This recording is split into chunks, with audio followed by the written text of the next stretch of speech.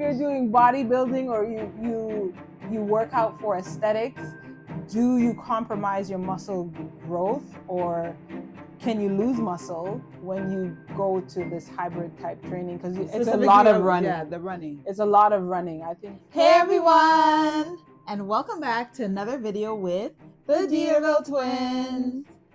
And this is another Twin Fit update. This is update number 12.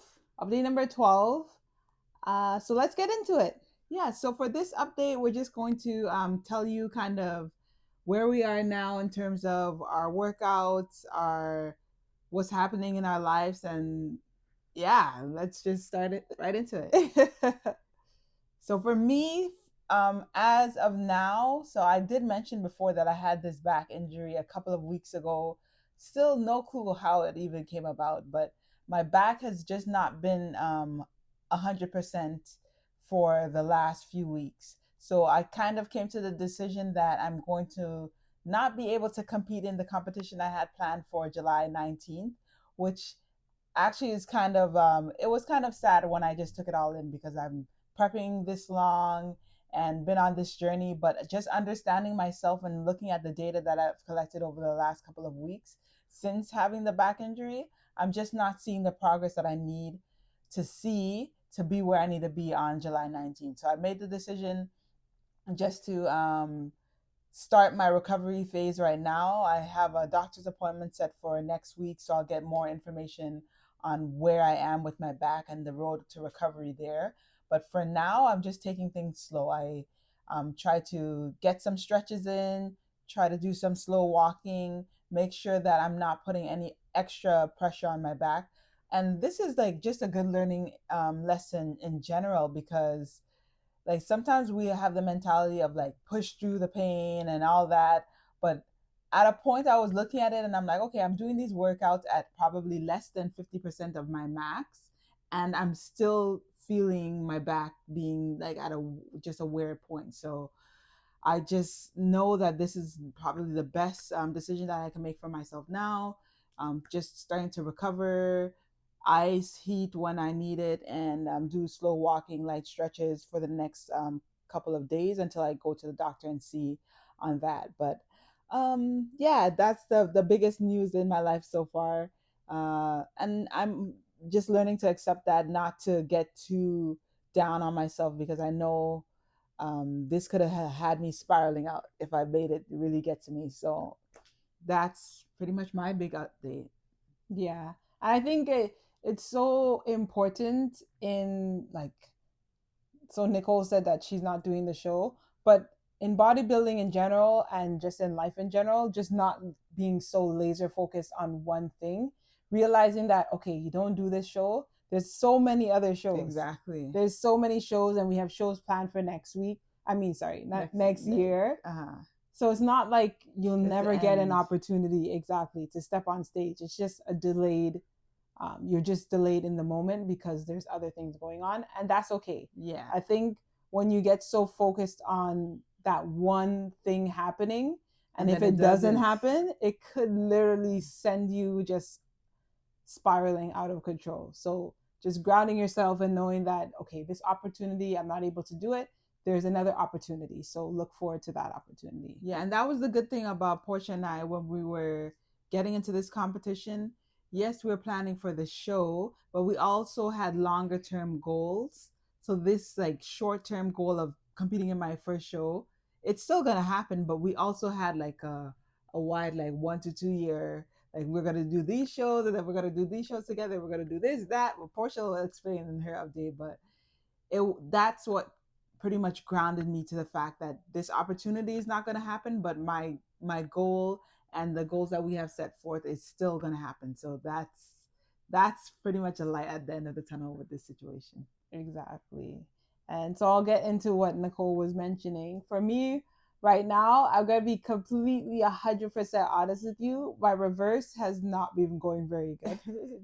Which is okay. Which is okay. Like to me, and this is the thing, I've seen so much content online about, and I can't speak for everyone, but I've seen so much content online about people reversing and then not being confident in the body and just not because once you're outside of the competition, like your prep kind of competition body, and you start increasing your macros, you're obviously not going to look the same as you did on Yes. show day.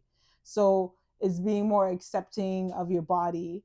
But for me, I've just been not following my diet strictly, so I've been gaining weight, which to me, it's It's fine. okay. Yeah. Like that's the thing You about it. you just have to accept that one. That's Exactly. You just have to accept it. And for me, I just give myself grace, to be completely fair, because I know at the end of the day, if I need to get to a certain level or get to a certain body weight or prep for a show, once my mind is set to do it, I will do it. Will it be hard? It yeah. may be hard, but I think the better approach for me now is to have mini cuts over the next couple of months. And then that way I'm ensuring that I'm not putting on too much body fat. Like right now, I think I'm pretty fine. I'll Yeah. probably do a mini cut maybe in a month or two. But right now I think I'm fine.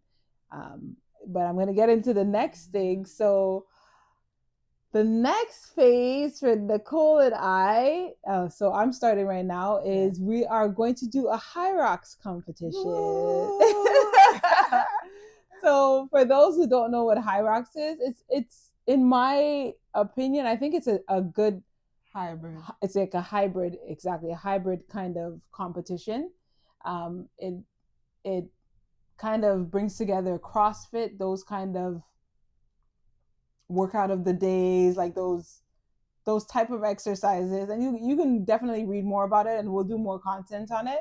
But it brings together CrossFit and running. Mm-hmm. So at a competition, you'd have to do 8 1,000 meter runs, so 1 kilometer runs. So total is 8 kilometers for the race, and then in between those 8 runs, you'll be doing 8 different activities. So it's either rowing, skier, it's sled pulls, sled pushes, burpees, lunges, a whole sort of different exercises, which to me is, it's more to the base of where we started lifting wise. Yes. Because when we started lifting, a lot of that Howard, was, right? yeah, that was at Howard when we played basketball at Howard University. We did a lot of functional training, and that was the base for a lot of like just us loving bodybuilding or just working out in general. The Olympic lifts, doing the hand cleans, exactly, jerk, all that.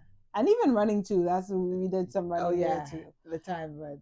Yeah. So this is just, to me, I've seen a lot of content online about, oh, if you're doing bodybuilding, and the crazy thing, this is huge. That's huge. If you're doing bodybuilding or you work out for aesthetics, do you compromise your muscle growth, or can you lose muscle when you go to this hybrid type training? Because it's a lot of running. Yeah, the running. It's a lot of running. I think for the workout plan that I have for the next couple of months, like I'd probably be pushing, on a long run is probably around 10 miles.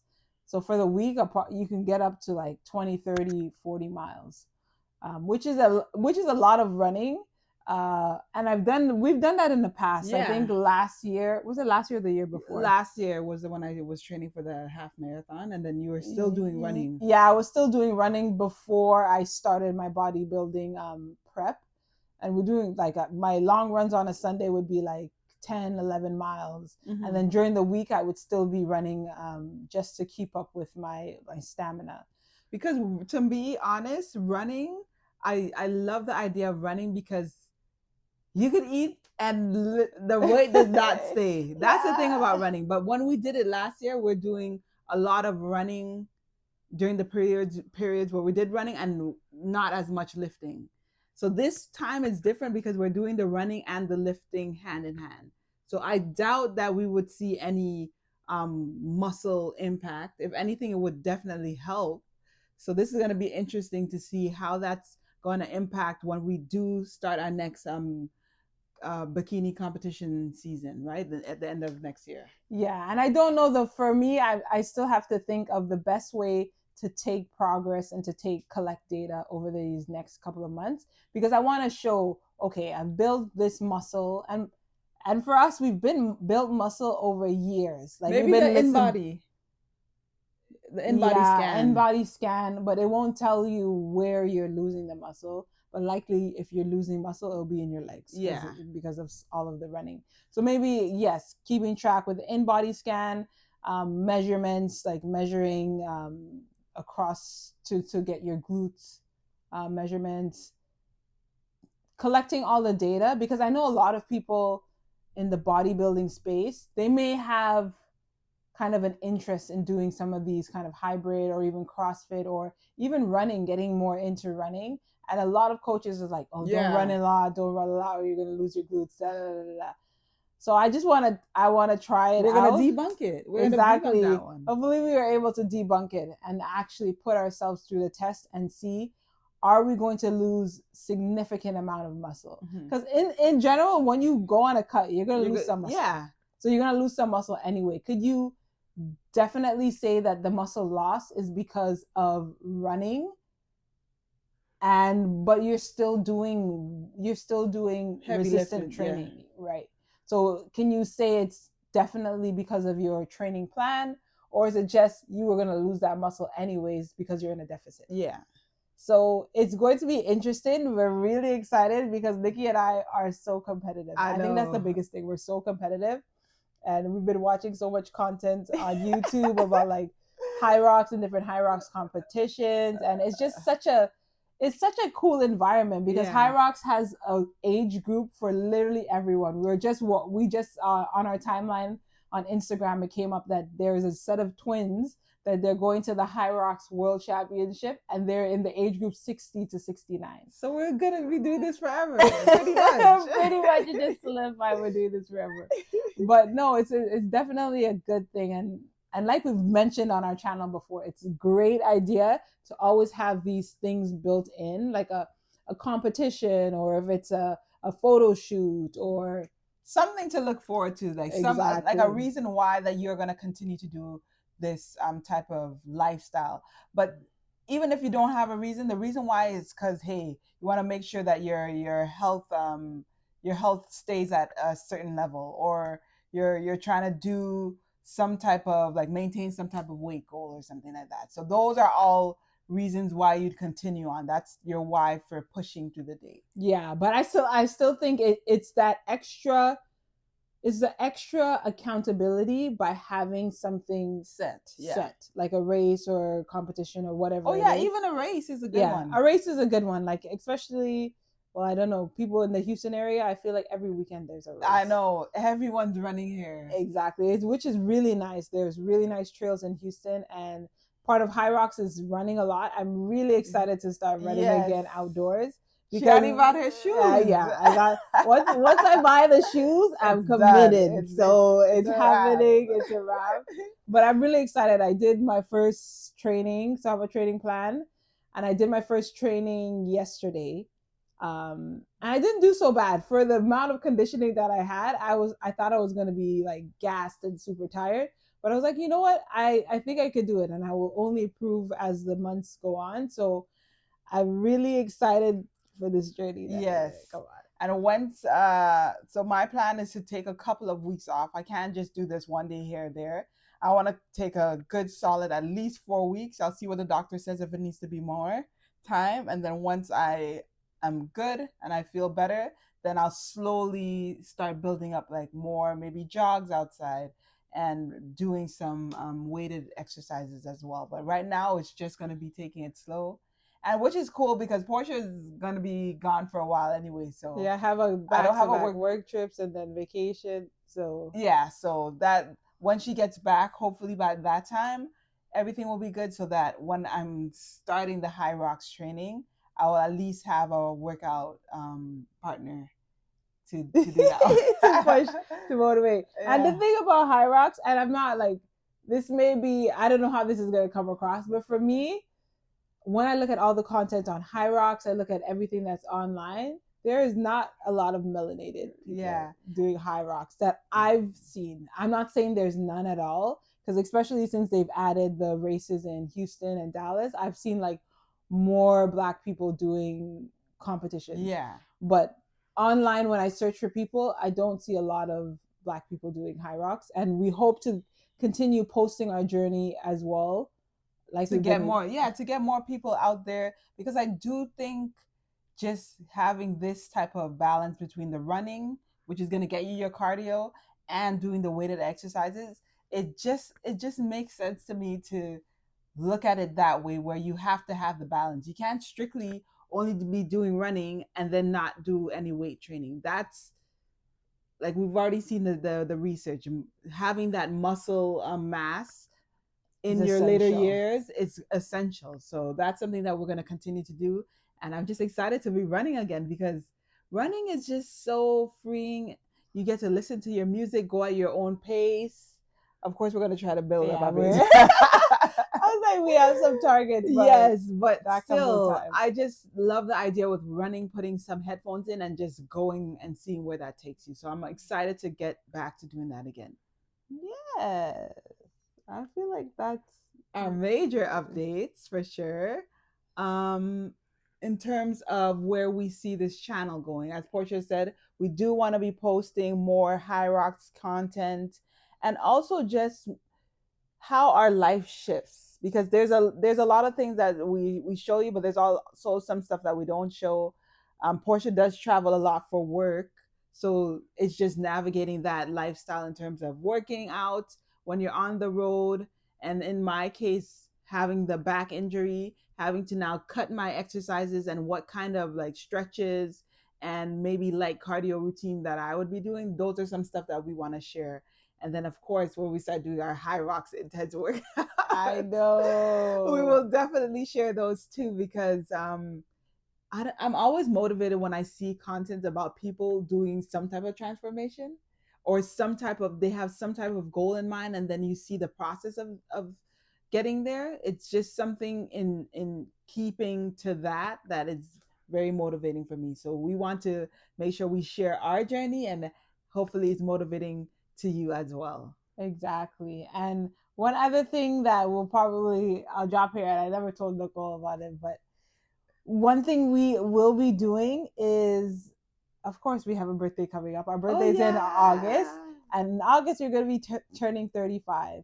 Yes. And I feel like online there's so much content from younger influencers of like in the fitness space, which is amazing. Like I love that they're putting out this content, but a lot of people who are, let's say, 35 and older and have never worked out, or they are trying to get on a journey, they may not feel like they resonate a lot with the content. And one thing we want to really try to do is start putting out content for people who just have never really started lifting until the later years. You're never too old to start lifting. Like, to be fair, the best time to start is whatever you could start. Exactly. That's it. And so that's something to keep in mind. We are two women, and that we said in another video, the research has come out that the importance of building muscle mass in your older years and having that foundation is critical to how you're going to be able to move when you get older, and recover from injuries when you get Exactly. older. So that's something we want to continue to put out there, making sure we're pushing for the men and women 35 plus. We still have some gas in the tank, so we're able to continue building that muscle mass and going throughout our older years. Yes, let's get these gains. Not like my muscle. Yeah. Let's get these gains. But that's a wrap for today's video. We really appreciate you for staying till the end. Like always, if you have any suggestions, or if you want us to debunk or talk about any topics that you have in mind, make sure to put that in the comment section below. And if you are listening on the podcast, thank you again for subscribing. Definitely stay tuned. As we said, we have a lot of great content coming in the next couple of months. So we look forward to you joining us for our next episode. See you in the next one. Bye. Bye.